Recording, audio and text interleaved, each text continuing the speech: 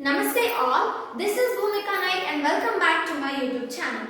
In last class, I have already discussed about some introduction part and history of this first war of Indian independence and also its some of the reasons.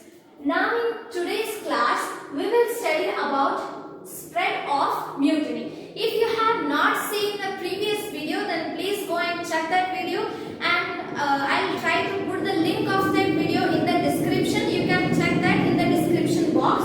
Now we shall move towards our topic. See, spread of the mutiny.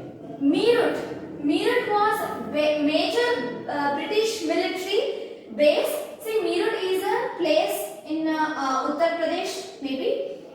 So this Meerut, this was the place where the first war of Indian independence started. So the soldiers of Meerut, they released imprisoned soldiers. Means without taking the permission of British, they forced and attacked the jails and they imprisoned the soldiers who were prisoned by British. And the one group of soldiers from Meerut reached Red Fort, Delhi, and they declared Mughal King Bahadur Shah II as Emperor of India. As per I know, Bahadur Shah II is the last emperor of Mughal family of Mughal kingdom.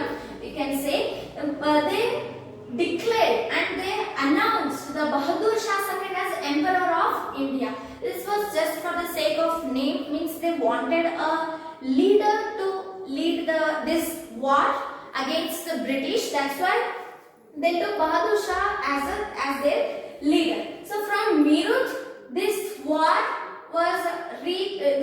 reached Delhi. After Delhi, this war also reached Kanpur.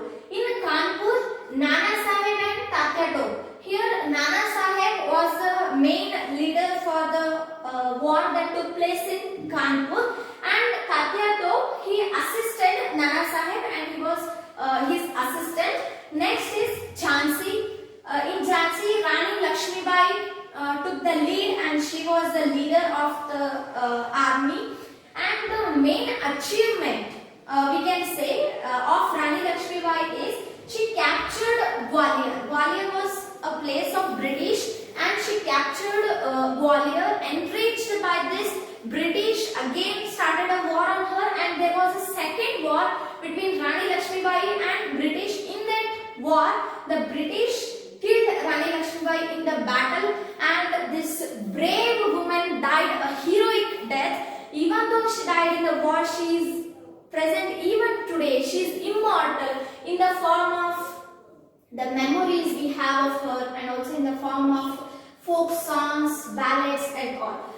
And also another thing is, this Tatya Tope, first the war spread to Kanpur and the British suppressed Nana Sahib in Kanpur. So as Tatya Tope was supporting Nana Sahib, after defeating the Nana Sahib, he came to the assistance of Rani Lakshmibai. And later it spread to Lucknow. In Lucknow also Begum Hazrat Mahal, she was also a queen and a brave queen. She fought against the British in Lucknow as a leader and telling. See, all these places, you can see all these places are present in North India.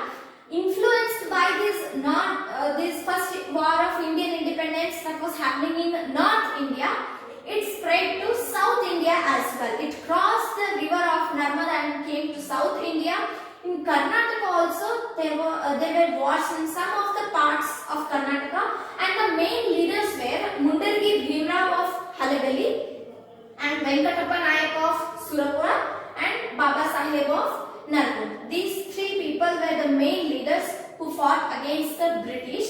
But the thing was, even though there were too much revolt against the British in many parts of the India, but also it was a fail. This Indian first war of Indian independence, it didn't last for too much time against the British. British easily suppressed all these kingdoms and leaders one by one and completely suppressed this first war of Indian independence. But now we shall study and analyze the reasons for the fall of this war.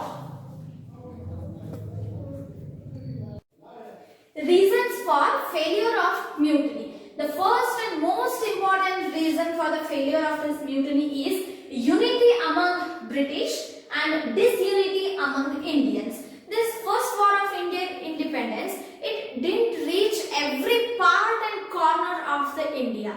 Only some part of the India were involved in this mutiny, and there was unity among British. Means they had a particular aim and they had a unity among themselves that no matter what, we have to defeat the Indians and we have to continue our rule over India.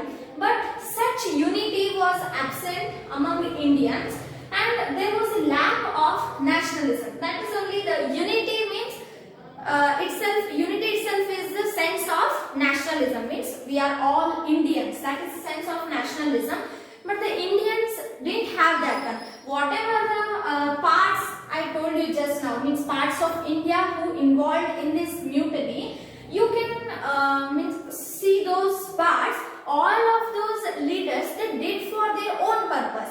Let us consider an example, Jhansi. Rani Lakshmi Bai fought against British, but she didn't fought against the British for the purpose of India and to liberate India from British. Just she did to means to get rid of the British and also to save her own kingdom. And she also didn't have a son. She adopted a son, and according to doctrine of policy, doctrine of lapse policy, that adopted kid was not allowed to rule the kingdom. That's why she opposed that policy, and that was the main reason that she revolted against the British. Like Begum Hazrat Mahal and Nana Sahib, all those they did for their own purpose. That's why there was lack of nationalism among the Indians. And some of the behaviors or aspects are there which were absent among Indians that led to the failure of mutiny. Let us study and know about those. That is lack of direction aim. Direction means, and also we can consider that there was not a particular leader for this one. For in different parts there were different leaders, but when we have a single leader for whole India, then we can lead that mutiny with great power and great strength and strategy and all.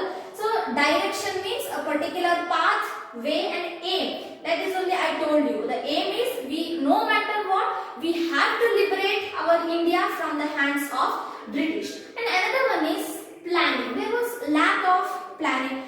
In British, the main reason that British won most of the revolts is they had a good planning, strategy, organizing, and also some of the advanced weapons. That planning was absent, and also discipline and organizing skills among Indian soldiers. Now we take the soldiers as a symbol of discipline.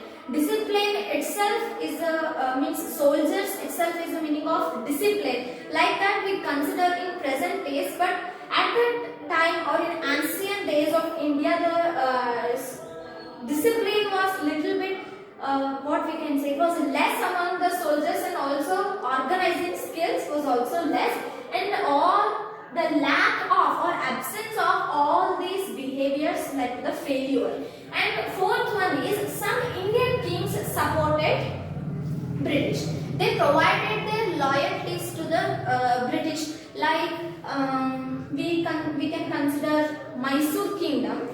Till the end, it was under the rule of British, and they became puppet of British, and they were always supporting the British. Like it is just for an example, like only many other Indian kings, they didn't support freedom fighters. Instead of that, they supported the British. And fifth reason is soldiers lost faith of people as they committed crimes and plunder.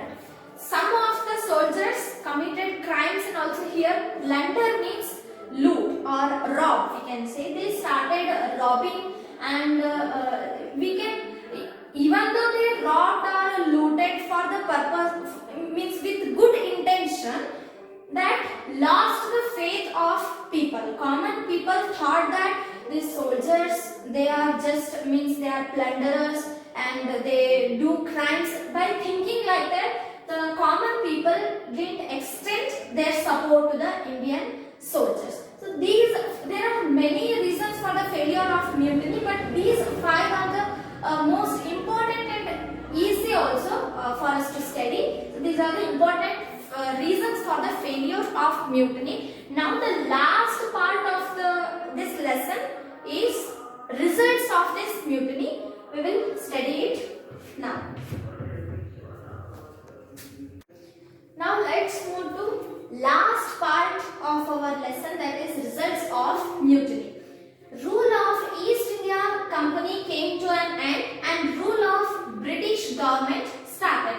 We know that British East India Company was started in 1600 CE and up to 1857 they ruled India, and after that, after the war of 1857, this rule of British East India Company, as you can see, it is company. Company means it is also like an institution, and they got the permission or a license from the British government to trade over India.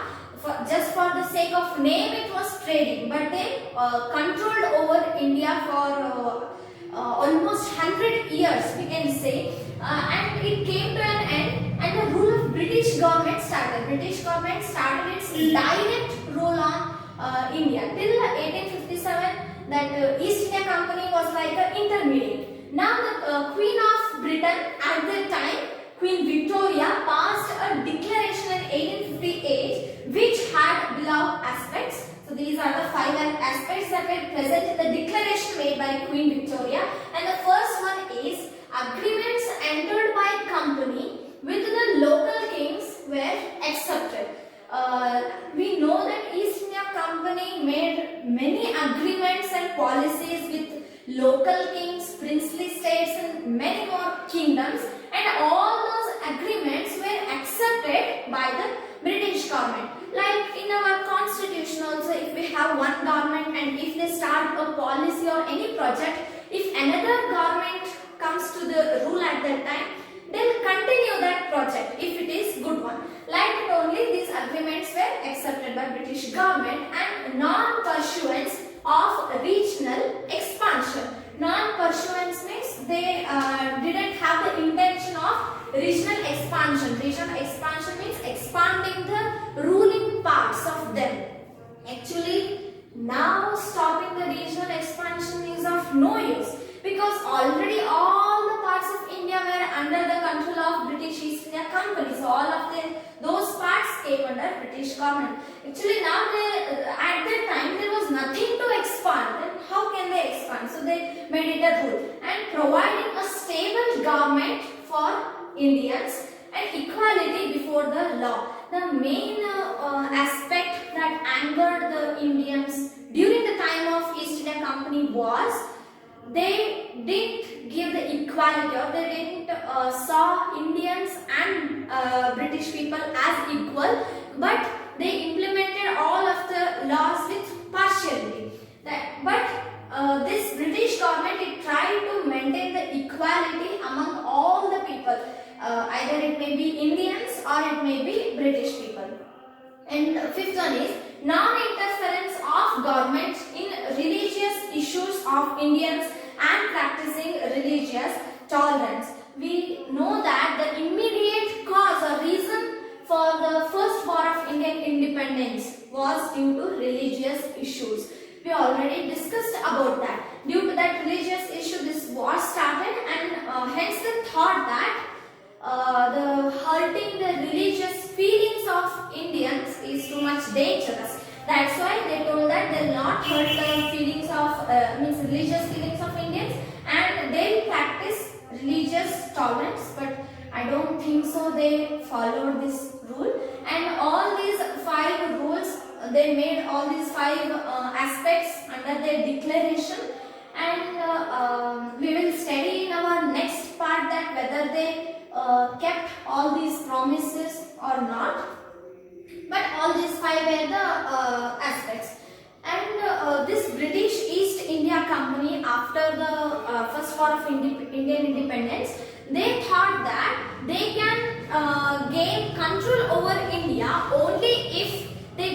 respect to the opinions and also interests of Indians. That's why they started to give more more space for Indians' opinion, and also they gave more seats for the Indians in the legislature, in the parliament, and also in some of the works and jobs that were only reserved for British people before. So they started to give reservation for Indians as well.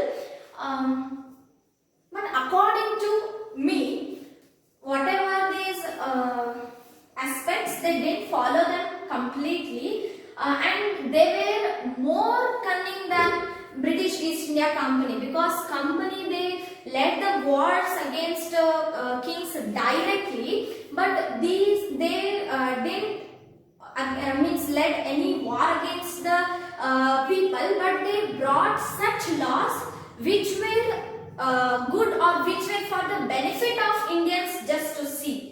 Means on the outline it was for the benefit of Indians, but the main intention and the results of those policies were not beneficial for Indians that much. And here they told that they will practice the religious tolerance, but we will study about the partition of Bengal in our next classes. Partition of Bengal, they divided the Bengal on the basis of Muslims and Hindus.